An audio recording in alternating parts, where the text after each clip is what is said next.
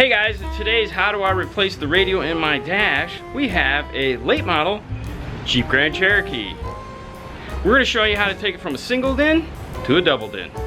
Stay tuned. So these guys come with this funky din and a half, super long, curved radio. You know, you could do the new AVH 3300 NEX flip out, but wouldn't it be nice if you could just put a double din in there? Will be nice.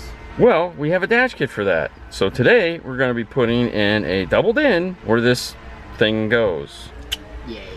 Now this dash kit comes from a manufacturer that is one of the oddballs, meaning it's not Metra, it's not Scosh, it's not Pack. It's called Custom Install Parts, and I'll put a URL right here. So here. Anyways, you buy these kits off Amazon because if you try to order them from him, he charges way too much. It's actually, he charges less when you buy them off Amazon. It's really weird. He also sells great jacuzzi parts, so if you need jacuzzi parts, he's got those too. They actually sell a nice Jeep Wrangler kit that converts the whole dash of the Jeep Wrangler. That's a nice one. I don't know if we've done a video on that one yet, but yeah, it's pretty cool. So let's take a look and see what comes in the box. All right, so in the box you get the kit, which comes in this little bag right here. Fit and finish wise, it looks, you know, it looks pretty good. Then it comes with two side pieces here and some screws. He also gives you the antenna adapter and a wiring harness. Now, luckily this car doesn't require any form of a smart harness. It's just a standard harness. This is an 1818 harness. So for the radio, he's getting the excellent DDX 394. Let's go ahead and get this out of the box.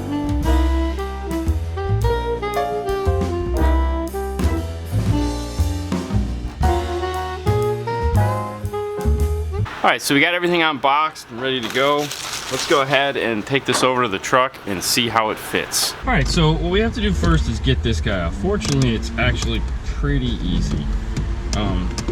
This whole piece just more or less snaps right off.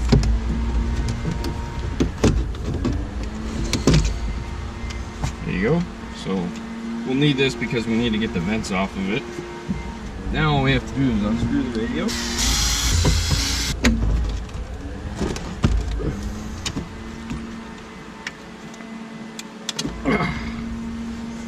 You may want to pull this off too, so we can put the USB right here.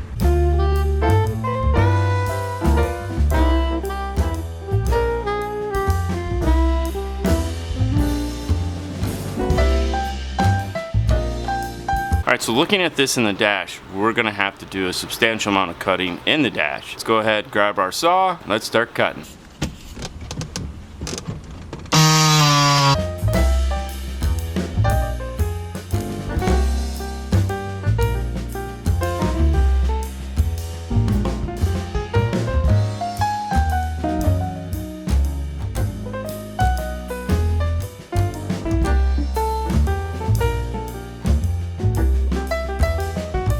Alright, so we have to remove this AC vent off of here, and it's plastic welded on. Typically with plastic welding, you want to grind it, cut it, drill it. These are pretty flush though, so we're going to try a combination of different things to get this off without doing any damage to it.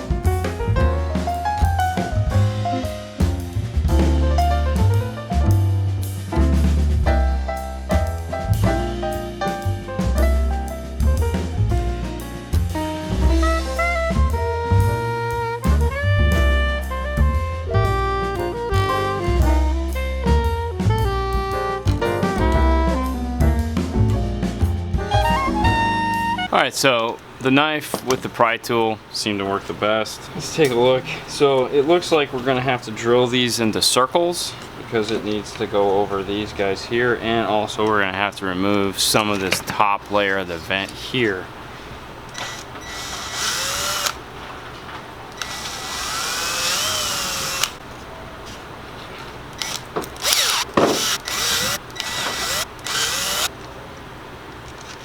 So this, the middle hole here, is moved down because this whole top area here is going to be removed. We're just going to kind of go ahead and mark that area that we need to remove. So it looks like from this hole to this hole, which were the placement pins on this, we just need to file that flat down, keeping it looks like about a 1/16 of an inch.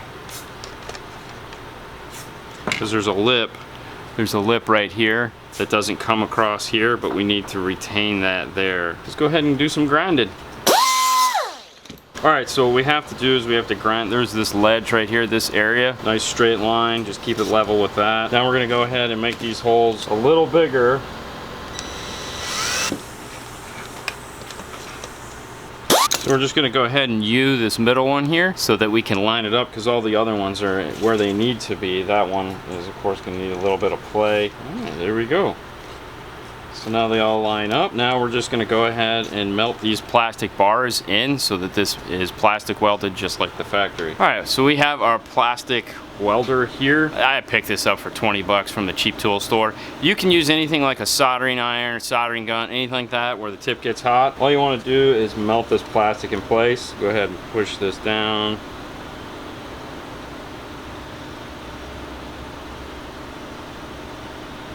Make sure you're squeezing this like a vise so that this is as tight as it needs to be as the plastic gets down in there. You don't want it to be loose. This might take a minute because you want to make sure the plastic is solid before you move on to the other one.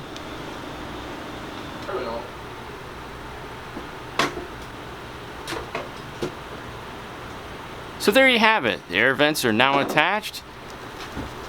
Melted in just like factory. All right, let's go ahead and finish this kit install. Now you have the two side brackets here, and you have these locations here and here, and this is going to slide through the hole like this and attach. Well, it looks like I didn't cut these over far enough for these to come on. The one thing about this kit is, I will tell you, there are no instructions. What you're seeing is really the only instructions there are. All right, so I just marked it. I'm just gonna grind this down a little bit.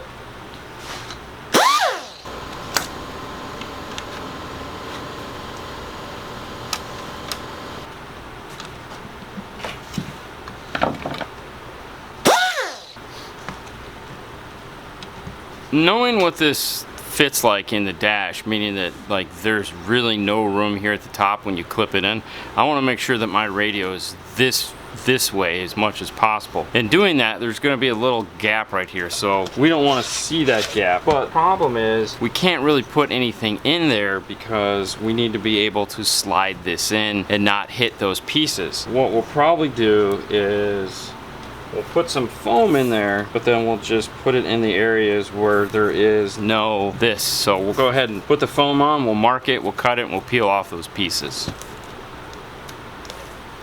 And this is just 3/32 of an inch weather stripping black. We just use it to fill these gaps. All right, so go ahead and mark this area here, here, here, and here. And that looks a lot nicer. Now the other thing too is by pushing the radio down this way, that means that these holes aren't gonna line up the way they're supposed to, because they want you to move it up and center it. And if you haven't figured out by now, this kit is not as refined as the other ones. That's why they don't make this, because there's a lot of oddball stuff you have to do. So we're gonna just go ahead and mark where we want to grind out the holes a little bit, make room for what we're trying to do. Now all this is a die grinder with a rotozip blade on it, so if you have a rotozip, that'll work too, or a Dremel. Alright, let's do the other side. Now hopefully your radio came with a bag of screws, and if it did, go ahead and screw your radio in now. Alright, so like I said, we're trying to make sure we get it as far this way as possible. This looks good, it's nice and straight here. Left and right gapping is good. Do some test fitting. Alright, so go ahead and push all the harnesses out of the way for right now. What we want to do is just test fit it, so we don't need all that stuff in there yet. Try to make it as simple as possible when you're test fitting. Really what we're trying to check is to make sure that we cut enough of the dash out in order for this to snap back into place.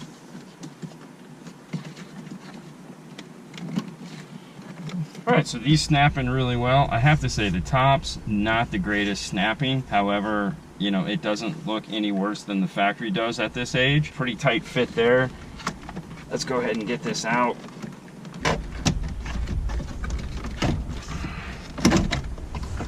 Alright, so both of the clips are stayed in the dash, so that's not good. So we're going to take this back over to the bench, reattach these clips, hopefully better, maybe add a little glue to them because we don't want to lose them every time we do that. And then we're going to go ahead and add some foam to this area here where we remove the foam. We'll clean this little part off here and we'll put some foam right here so that this meets up well with the air conditioner.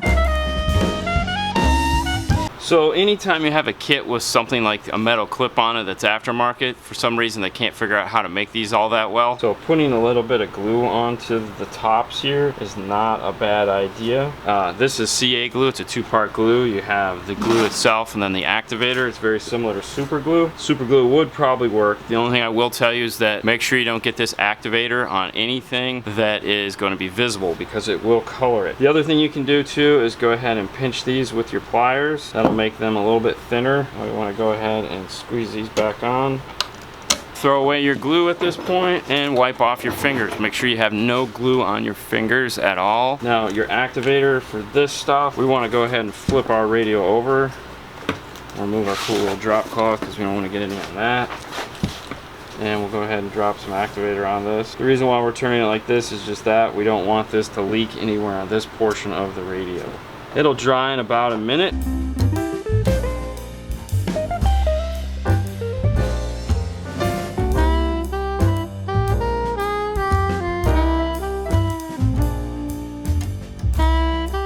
Alright, so Fernando went ahead and soldered up the harness. Let's talk about the colors that he soldered up real quick. This has 8 speaker wires. There's a white set, a gray set, a green set, and a purple set. Each one of those has a matching black striped wire. So there's a solid and one with a black stripe. White is driver's front, gray is passenger front, green is driver's rear, purple is passenger rear. The stripe is going to be the negative. We have 2 yellows. Twist them together, they're both constant 12 volts. It's just something Chrysler did in these vehicles. Matching that on the other side is 2 grounds. Black, do the same thing, just twist them together, connect them to your harness. Inside you're going to have an orange white, which is illumination. That's when you turn it on, it's going to go ahead and dim the radio if the radio has that feature. Now, it will only dim the radio. It will not allow you to roll up and down and brighten and darken just like the dash lights do. Radios don't do that. You have a red, which is an accessory. That's key. So when you turn on and off the car, that's what gets power to the radio. On the other side, you have a blue with a white stripe. If this has some form of a factory amplifier or amplified antenna, that's where it's going to be connected to. And then you have a brown. Brown is a mute wire. That's not going to get hooked up to anything. Now in this case, we're doing a Kenwood. All those colors match up perfectly with the Kenwood. This guy right here that you're wondering what's this for, this is an add-on remote turn-on wire. Typically when we do an install like this for a kid, he